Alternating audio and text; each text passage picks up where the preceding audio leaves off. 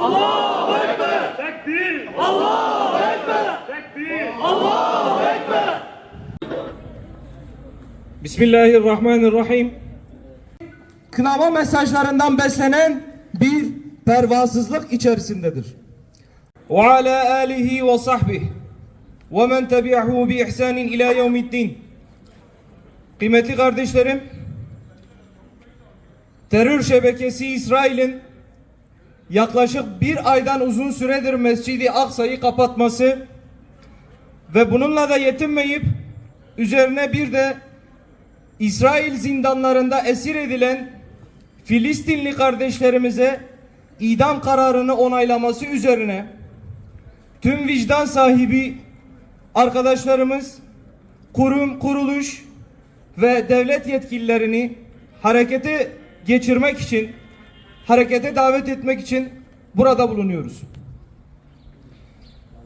Bizler gün geçtikçe acaba daha kötüsü ne olabilir dedikçe diye sordukça İsrail adeta bizlerle alay edercesine, sanki buna bir cevap verircesine daha kötüsünü yapmaya başlıyor. Değerli basın mensupları, sayın hocalarım, kıymetli öğrenci arkadaşlarım, biz daha kötüsü ne olabilir ki diye sordukça resmen buna cevap veriyor, yeni bir alçaklığa imza atıyor ve alçaklığın sınırının olmadığını göstermektedir.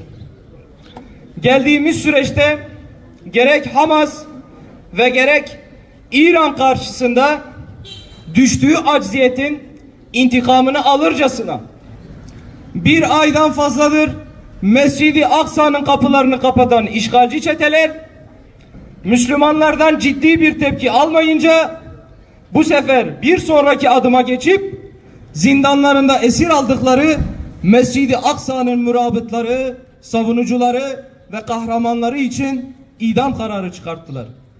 İşte bu suskunluk, bu duyarsızlık ve bu acziyet işgalcilere sonraki adımları atma kapısını açmıştır.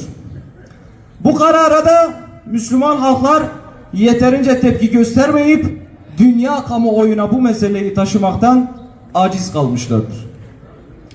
Dünya Kupası maçında Türkiye'nin attığı bir gole gösterilen ilgi ne bir aydan fazladır Mescid-i Aksa'nın kapalı olmasına gösterildi, ne de Mescid-i Aksa için işgalci rejimin zindanlarında olan binlerce mücahit için çıkarılan idam yasasına gösterildi. Ne yazık ki bu bizim gerçeğimizdir. Bu karar ile hiçbir itiraz hakkı olmadan ve çoğunun hakkında bir suçlama bile bulunmamasına rağmen içerisinde kadın ve çocukların da bulunduğu işgal zindanlarındaki binlerce Filistinli esir kardeşimiz 90 gün içerisinde idam edilebilecek. Kardeşlerimiz bizden idamı durdurmamız için harekete geçmemizi beklerken ne yazık ki bizim uyuşukluğumuz ve parçalanmışlığımız sebebiyle işgalin sözde savunma bakanı gözlerimizin içine baka baka ben teröristleri idam etmek için sabırsızlıktan ölüyorum diyebiliyor. Artık şu gerçeği herkes anlamalıdır ki alışılmış tepkiler maalesef ki alıştığımız bu zulmü durdurmaya yetmiyor. İsrail kınamayı bir maliyet olarak, bir bedel olarak görmemektedir. Aksine somut bir yaptırımla karşılaşmadığı her kınama onun için resmen bir yeşil ışık hükmündedir. İsrail'in laf kalabalığına karnı toktur. Bugün yapılması gerekenler bellidir.